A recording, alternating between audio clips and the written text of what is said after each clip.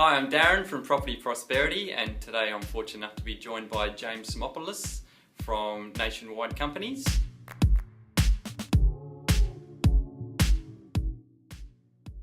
Okay, well I'll start off with saying it doesn't cost a cent to go see a mortgage broker unless that mortgage broker wants to charge you. We don't do that, but some, like 99% of mortgage brokers don't charge anything. The bank pays the broker, so it doesn't cost the client at the end of the day anything extra to see a mortgage broker rather than a bank. The problem with seeing a bank is that you're only seeing the bank. You know, if you go to the Commonwealth Bank, you're only seeing the Commonwealth Bank, so they're going to sell you their products.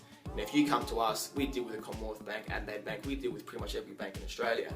So we'll find the best deal possible, whether it's the Adelaide Bank, whether it's the Commonwealth Bank, or whether it's First Bank, which is a non-bank lender.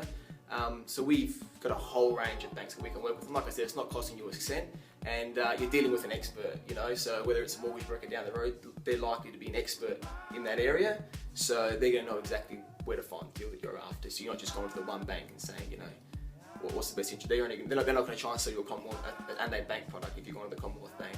So that's probably the benefit of seeing a mortgage broker, getting expert advice, and you'll be able to see a whole range of lenders, not just the one.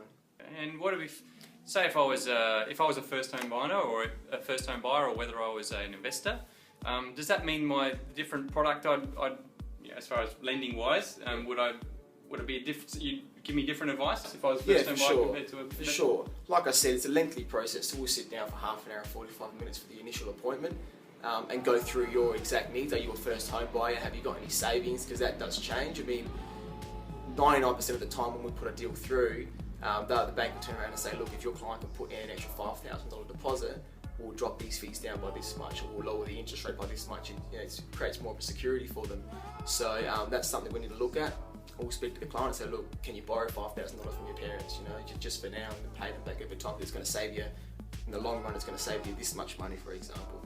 So, yeah.